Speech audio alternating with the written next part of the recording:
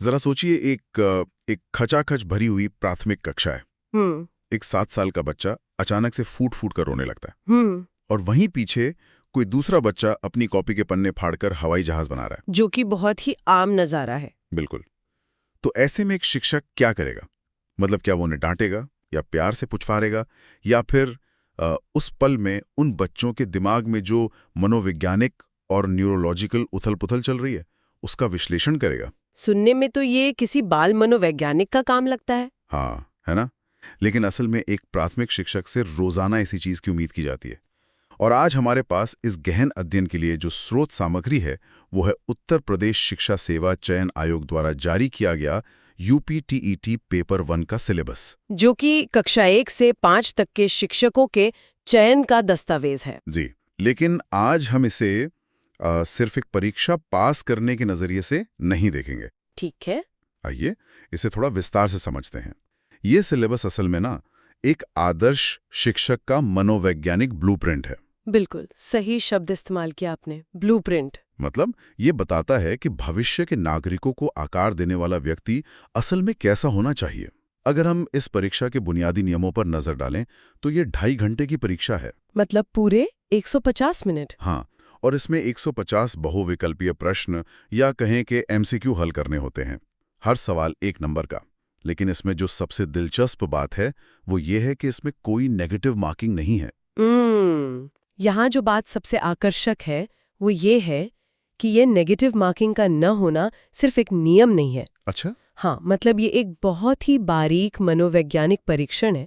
आप देखिए, जब किसी परीक्षा में गलत उत्तर के लिए आपको दंडित नहीं किया जाता तो वो व्यवस्था असल में उम्मीदवार को जोखिम उठाने के लिए प्रेरित कर रही है। अनुमान लगाने के लिए, बिल्कुल, अपने अंतर्ज्ञान या इंट्यूशन का उपयोग करने के लिए। क्योंकि एक जीवित और शोरगुल से भरी प्राथमिक कक्षा में कोई भी दिन आपकी योजना के अनुसार नहीं चलता। एकदम सही बात है। बच्चे कब क्या पूछने कुछ पता नहीं, है ना? बच्चों के अप्रत्याशित सवालों का कोई रटा रटाया जवाब काम नहीं आता। वहाँ हर पल फैसले लेने होते हैं। जो सीमित जानकारी आपके पास है उसी के आधार पर तुरंत एक एजुकेटेड गेस लगाना पड़ता है। तो एक तरह से गलतियों के डर से आजाद करने वाली ये जो परीक्षा है ये देख रही है कि क्या एक भावी शिक्षक बिना डरे और बिना झिझके त्वरित निर्णय ले सकता है या नहीं। वाह, ये तो इस परीक्षा के फॉर्मेट को देखने का एक बिल्कुल नया ही नजरिया है। मतलब ओएमआर शीट के गोले काले करने की ये प्रक्रिया सिर्फ याददाश्त का टेस्ट नहीं है, बल्कि कक्षा के उस अनिश्चित माहौल को संभालने का एक सिमुलेशन है। बिल्कुल। और इसी अनिश्चितता को समझने के लिए सिलेबस का जो सबसे पहला अनिवार्य हिस्सा है ना, वो सीधे इंसान के दिमाग से जुड़ता है। बाल विकास एवं शिक्षण विधियां। हाँ, इसके पूरे 30 प्रश्न अनिवार्य हैं। मतलब इसका सीधा सा संदेश ये लगता है कि शिक्षक क्या पढ़ा रहा है ये तब तक बेमानी है जब तक उसे ये न पता हो कि वो किसे पढ़ा रहा है। एकदम सही। बच्चे का दिमाग काम कैसे करता है बिना इस समझ के एक 7 साल के बच्चे को पढ़ाना तो दीवार से बात करने जैसा है। बिल्कुल। इस सिलेबस में आनुवांशिकता और वातावरण मतलब हेरिडिटी और एनवायरनमेंट के प्रभाव पर बहुत गहराई से जोर दिया गया है। और ये सिर्फ किताबी सिद्धांत नहीं है। तो असल जिंदगी में कैसे काम आता है? मान लीजिए कि एक बच्चा कक्षा में ध्यान नहीं दे पा रहा है। अब एक अप्रशिक्षित व्यक्ति क्या सोचेगा? यही कि बच्चा शरारती है या उसका पढ़ाई में मन नहीं लग रहा। आमतौर पे तो लोग यही कहते हैं, है ना? लेकिन इस सिलेबस से गुजरा हुआ जो शिक्षक है वो विश्लेषण करेगा। वो सोचेगा कि क्या ये आनुवांशिक तौर पे कोई कॉग्निटिव समस्या है या फिर उसके घर का वातावरण ऐसा है जहां उससे शायद रात में सोने नहीं दिया जाता। मतलब ये समझ एक शिक्षक को सजा देने वाले इंसान से बदलकर एक विश्लेषक बना देती है। बिल्कुल। और इस विश्लेषण के लिए ना सिलेबस में बाकायदा कुछ बहुत बड़े मनोवैज्ञानिक दिग्गजों के सिद्धांत दिए गए हैं, जैसे थॉर्नडाइक का प्रयास एवं त्रुटि का सिद्धांत, फिर पेवलोव की कंडीशनिंग, स्किनर हैं, कोहलर का अंतर्दृष्टि सिद्धांत है, पियाजे और विगोस्की। मतलब नामों की एक पूरी लिस्ट है। हाँ, इतने सारे भारी भरकम नाम। अगर हम सिर्फ थॉर्नडाइक के सिद्धांत को ही लें तो वो कहता है कि सीखना कोई सीधी रेखा नहीं है। मतलब ये ऐसा है जैसे शिक्षा कोई खाली बाल्टी भरने का काम नहीं है, बल्कि ये समझना है कि वो बाल्टी किस धातु की बनी है, उसका आकार क्या है और उसमें कहीं कोई छेद तो नहीं है। ये बाल्टी वाली उपमा ना इस पूरी प्रक्रिया को बहुत सटीक तरह से समझाती है। थॉर्नडाइक के नियम ही ये बताते हैं कि सीखने का पठार या लर्निंग प्लेटो क्या होता है। लर्निंग प्लेटो? हाँ, अक्सर सीखते समय ना एक ऐसा दौर आता है जब बच्चे की प्रगति बिल्कुल रुक जाती है। वो लाख कोशिश करे पर नया कुछ नहीं सीख पाता। जैसे एक जगह अटक जाना। बिल्कुल। तो एक आम धारणा ये बनेगी कि बच्चे की क्षमता खत्म हो गई है। लेकिन एक प्रशिक्षित शिक्षक ये जानता है कि ये जो लर्निंग प्लेटो है ये मस्तिष्क की थकान है या पुरानी और नई जानकारी के बीच का टकराव है, या शायद सिर्फ मोटिवेशन की कमी हो सकती है। हाँ, ये सिर्फ एक अस्थायी रुकावट है। इसी तरह पियाजे का सिद्धांत शिक्षक को बताता है कि बच्चे नन्हे वैज्ञानिक होते हैं। नन्हे वैज्ञानिक? ये बहुत प्यारा शब्द है ना? जो दुनिया को वयस्कों की तरह तार्किक रूप से नहीं बल्कि अपने खुद के अनुभवों से समझते हैं। मतलब शिक्षक को बच्चे के दिमाग के इस सॉफ्टवेयर को डिकोड करना आना चाहिए। लेकिन सिलेबस में एक और बहुत बड़ा हिस्सा समावेशी शिक्षा या कहें कि इंक्लूसिव एजुकेशन का भी है। इसमें दृष्टिबाधित और श्रवण बाधित बच्चों की पहचान करना, उनके लिए ब्रेल लिपि का ज्ञान और निर्देशन व परामर्श के लिए अलग अलग संस्थाओं का जिक्र है। जैसे प्रयागराज की मनोविज्ञान शाला हो गई, मंडलीय मनोविज्ञान केंद्र हो गए या डाइट मेंटर जी। अब यहाँ मुझे एक विचार थोड़ा परेशान करता है। मतलब एक सामान्य शिक्षक से ये उम्मीद कैसे की जा सकती है? किस तरह की उम्मीद? देखिए, उसे एक तो अपना विषय पढ़ाना है, फिर मनोवैज्ञानिक सिद्धांतों को लागू भी करना है और साथ ही मानसिक या शारीरिक रूप से कमजोर बच्चों की काउंसलिंग भी करनी है। क्या एक ही व्यक्ति पर इतनी सारी विशेषज्ञता थोपना थोड़ा अव्यावहारिक नहीं है? ये एक बहुत ही जायज सवाल है जो अक्सर शिक्षा के इस मॉडल पर उठाया भी जाता है। लेकिन अगर हम इसकी गहराई में जाएं ना, तो प्राथमिक स्तर पर ये भूमिकाएं अलग की ही नहीं जा सकती। ऐसा क्यों? आप खुद सोचिए, एक 8 साल का बच्चा किसी काउंसलर के केबिन में जाके अपनी समस्याएं तो नहीं बताएगा ना। हाँ, ये तो है। वो तो शायद डर ही जाएगा। बिल्कुल, वो जो भी संकेत देगा अपनी कक्षा में ही देगा। इसलिए शिक्षक एक फर्स्ट रिस्पॉन्डर की तरह है।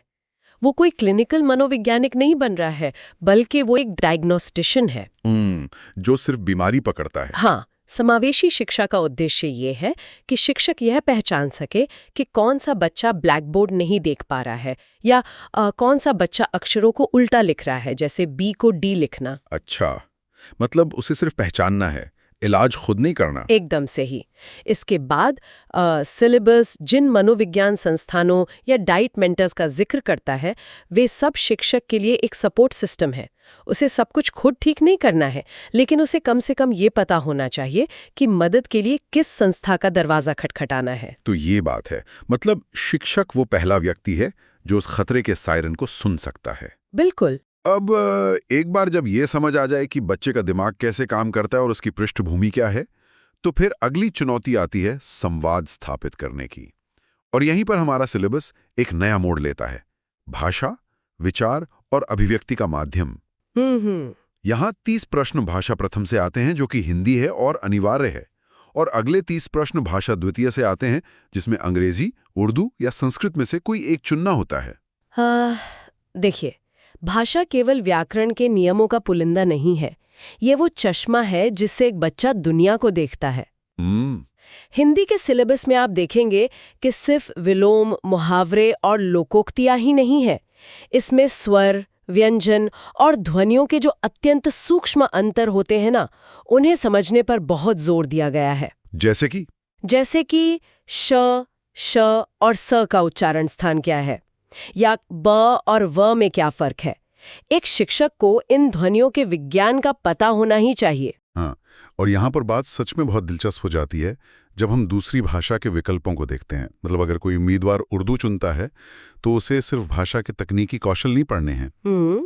उस सिलेबस में माहौलियाती आलूदगी, मतलब पर्यावरण प्रदूषण, तालीम बराए अमन यानी शांति के लिए शिक्षा, और लैंगिक असमानता जैसे गंभीर सामाजिक मुद्दों की जानकारी को भी शामिल किया गया है। ये बहुत महत्वपूर्ण बात है। और वहीं अगर कोई संस्कृत चुनता है तो उसमें घर परिवार, परिवेश, पशु पक्षियों और शरीर के अंगों के संस्कृत नामों पर जोर है।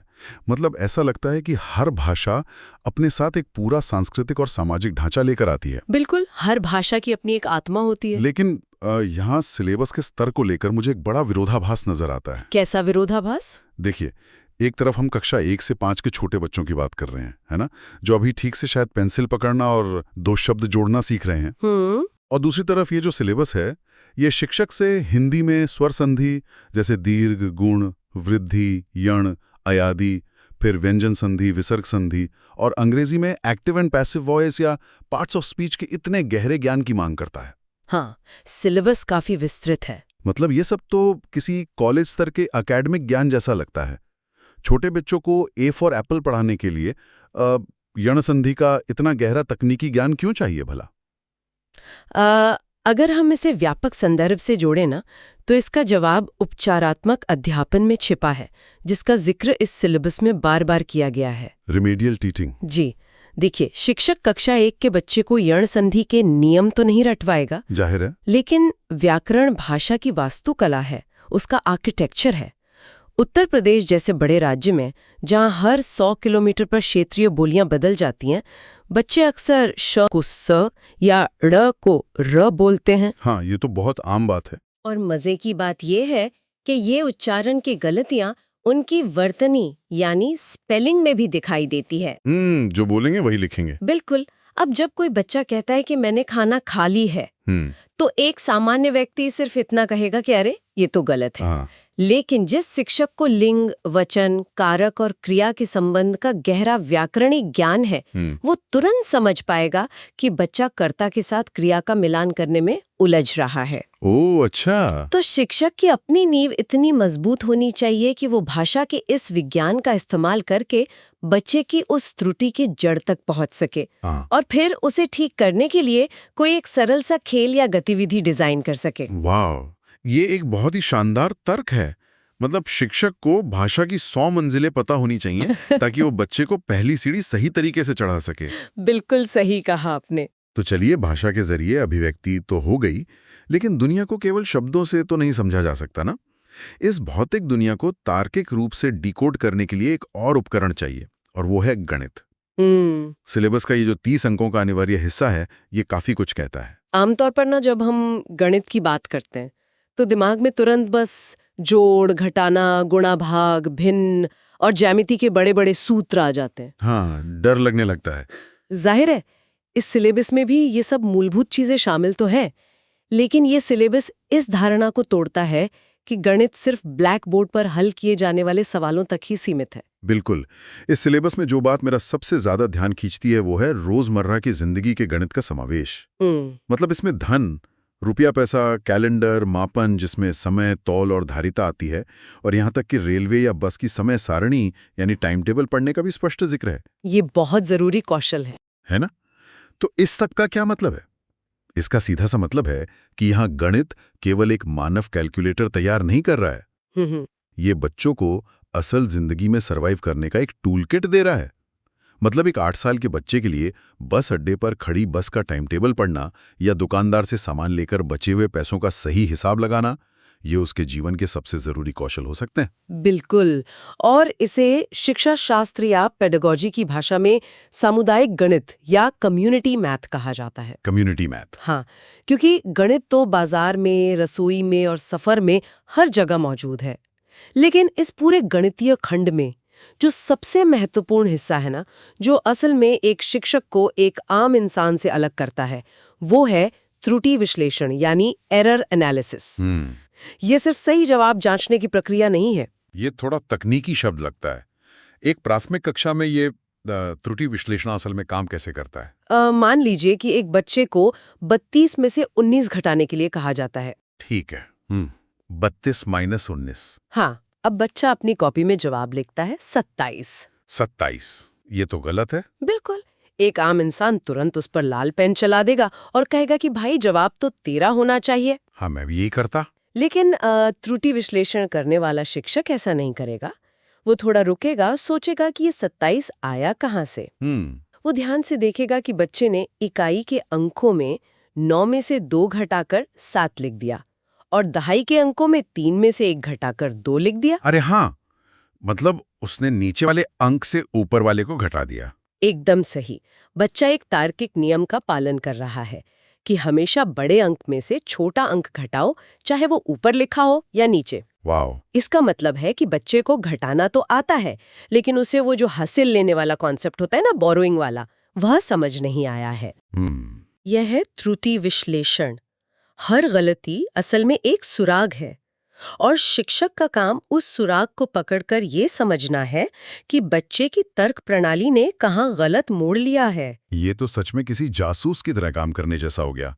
मतलब सिर्फ लाल पेन से क्रॉस लगाना काफी नहीं है, उस गलत जवाब के पीछे की जो गलत लॉजिक है उसे समझना बहुत जरूरी है। बिल्कुल। अब गणित के इन तार्किक नियमों को समझने के बाद बच्चा अपनी कॉपी से नजर हटाकर खिड़की से बाहर दुनिया की तरफ देखता है और यहीं से हम प्रवेश करते हैं सिलेबस के अंतिम अनिवार्य हिस्से में, यानी पर्यावरणीय अध्ययन या ईवीएस। इसके भी पूरे 30 प्रश्न हैं। पर्यावरणीय अध्ययन का ये जो सिलेबस है ना, ये शायद सबसे खूबसूरत तरीके से बुना गया है। कैसे? ये एकदम व्यक्तिपरक स्तर से शुरू होकर धीरे धीरे ब्रह्मांडीय स्तर तक फैलता है। आप देखिए, इसकी शुरुआत परिवार, आवास और भोजन से होती है। मतलब वो दुनिया जिसे बच्चा सबसे पहले महसूस करता है। सबसे करीबी चीजें। हाँ। फिर ये धीरे धीरे हमारा परिवेश, स्थानीय पेशे और व्यवसाय और यातायात एवं संचार की तरफ आगे बढ़ता है।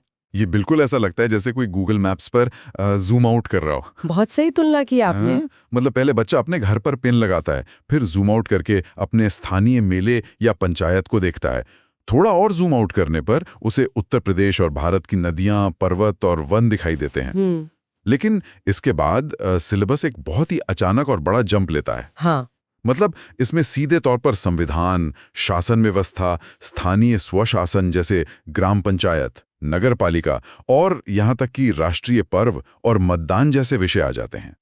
एक पल के लिए ये किसी नागरिक शास्त्र या राजनीति विज्ञान के सिलेबस जैसा लगने लगता है। ये एक महत्वपूर्ण प्रश्न खड़ा करता है। क्या कभी किसी ने सोचा है कि प्राथमिक स्तर पर विज्ञान, इतिहास, भूगोल और नागरिक शास्त्र को अलग-अलग विषयों के रूप में क्यों नहीं पढ़ाया जाता? इन सबको मिलाकर पर्यावरणीय अध्ययन यानी ईवीएस का एक ही पैकेट क्यों बना दिया गया है? शायद इसलिए क्योंकि छोटे बच्चों के लिए एक साथ इतिहास, भूगोल और विज्ञान की अलग-अलग भारी किताबें संभालना बहुत भ्रमित करने वाला हो जाएगा। मतलब बैग भी तो भारी हो जाता है। वो एक व्यवहारिक कारण तो है ही, लेकिन इसका एक बहुत गहरा मनोवैज्ञानिक कारण भी है। अच्छा। बाल मनोविज्ञान हमें बताता है कि छोटे बच्चे दुनिया को अलग-अलग डिब्बों या कंपार्टमेंट्स में बांटकर नहीं देखते। उनके लिए एक पेड़ सिर्फ प्रकाश संश्लेषण या फोटोसिंथेसिस करने वाली विज्ञान की चीज नहीं है। वो पेड़ जहां उगता है, उसकी मिट्टी भी उसी का हिस्सा है, जो कि भूगोल है। और उस पेड़ को काटने से रोकने वाले नियम या पंचायत के फैसले भी उसी से जुड़े हैं, जो कि नागरिक शास्त्र है। ओह, मैं समझ गया। वे पूरी दुनिया को एक होलिस्टिक या कहें कि समग्र रूप में देखते हैं। इसीलिए सिलेबस में एकीकृत पर्यावरणीय अध्ययन या इंटीग्रेटेड ईवीएस का दृष्टिकोण अपनाया गया है। यह सिर्फ बच्चों को तथ्य नहीं रटाता, ये बच्चे को अपने पर्यावरण और समाज के प्रति एक जिम्मेदार नागरिक बनाने की नींव रख रहा है, जिसे ये पता हो कि नदियां क्यों बचानी हैं और पंचायत आखिर काम कैसे करती है। मतलब पर्यावरण का अर्थ सिर्फ पेड़, पौधे और नदियां नहीं है, बल्कि वो पूरा सामाजिक, राजनीतिक और भौगोलिक इकोसिस्टम है जिसमें एक नागरिक सांस लेता है। बिल्कुल। वाह। अगर हम इस पूरी चर्चा के धागों को एक साथ जोड़े ना, तो जो तस्वीर उभरती है वो बहुत ही स्पष्ट और गहरी है। इस सिलेबस को गहराई से देखने पर हमें पता चलता है कि एक प्राथमिक विद्यालय के शिक्षक का काम सिर्फ ब्लैकबोर्ड पर अक्षर लिखना नहीं है। बिल्कुल नहीं। उसे एक ही समय में एक मनोवैज्ञानिक होना चाहिए जो थॉर्नडाइक और पियाजे के सिद्धांतों से बच्चे का दिमाग पढ़ सके। उसे एक भाषाविद होना है जो उच्चारण की त्रुटियों की जड़ तक जा सके। उसे एक गणितज्ञ होना है जो गलतियों के पीछे के गलत तर्क का विश्लेषण कर सके। और एक नागरिक शास्त्र का मार्गदर्शक होना है जो एक 7 साल के बच्चे को संविधान और पंचायत की बुनियादी समझ दे सके। एकदम सही। इस विस्तृत विश्लेषण से ये बिल्कुल साफ हो जाता है कि एक शिक्षक की भूमिका कितनी बहुआयामी या मल्टी डायमेंशनल है। उसे असीमित सहानुभूति चाहिए, धैर्य चाहिए और बच्चों के व्यवहार के सूक्ष्म पैटर्न को समझने की क्षमता चाहिए। लेकिन इस पूरी चर्चा के अंत में ना एक बहुत ही गहरा और चुभने वाला अंतर्विरोध भी सामने आता है। अंतर्विरोध? वो कैसे? जिस पर चिंतन करना श्रोताओं के लिए बेहद जरूरी है। देखिए, एक तरफ ये सिलेबस, ये ब्लूप्रिंट शिक्षक से ऐसी मानवीय संवेदनाओं, जटिल उपचारात्मक शिक्षण और मनोवैज्ञानिक गहराई की मांग कर रहा है। वो चाहता है कि शिक्षक बच्चे की आंखों में देख के ही उसकी पृष्ठभूमि समझ ले। हाँ, बिल्कुल यही उम्मीद की जा रही है। लेकिन दूसरी तरफ जरा सोचिए, इस पूरी जटिल मानवीय क्षमता का आकलन आखिर कैसे किया जा रहा है? महज 150 बहुविकल्पीय प्रश्नों की एक परीक्षा के जरिए। हाँ। जहां सारा ज्ञान, सारी सहानुभूति और सारी समझ सिमटकर OMR शीट के 4 गोलों में से एक को काला करने तक सीमित हो जाती है। ये तो बहुत ही विडंबना वाली बात है ना?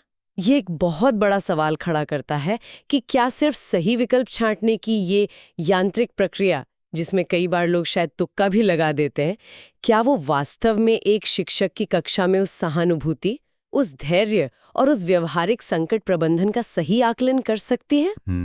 या क्या हमारी मूल्यांकन प्रणाली, भले ही उसका सैद्धांतिक सिलेबस कितना भी विश्वस्तरीय क्यों न हो, क्या वो अभी भी एक आदर्श शिक्षक की उस असली मानवीय जटिलता को मापने से कोसों दूर है? ये सच में झकझोर देने वाला विचार है। मतलब जिस गहराई और मानवीयता की उम्मीद ये सिलेबस कर रहा है और उसे जांचने का जो ये यांत्रिक तरीका अपनाया गया है, इन दोनों के बीच की ये जो खाई है, ये बहुत कुछ सोचने पर मजबूर करती है। बिल्कुल। OMR शीट के काले गोलों में एक शिक्षक का धैर्य और उसका मनोविज्ञान आखिर कैसे मापा जा सकता है? हम अपनी स्रोत सामग्री के जरिए इस ढांचे को समझने निकले थे, लेकिन अंत में ये पूरी शिक्षा प्रणाली के मूल्यांकन के तरीके पर ही एक बहुत बड़ा प्रश्न चिन्ह छोड़ जाता है। और ये सवाल जरूरी भी है। जी, तो जो लोग शिक्षा जगत से जुड़े हैं और जो भविष्य की पीढ़ियों की परवाह करते हैं, ये उनके लिए खुला सवाल है, जिस पर लगातार विमर्श होना चाहिए। इस विस्तृत और विचारोत्तेजक चर्चा का हिस्सा बनने के लिए बहुत बहुत धन्यवाद। अगली बार एक नए विषय की गहराई में उतरेंगे।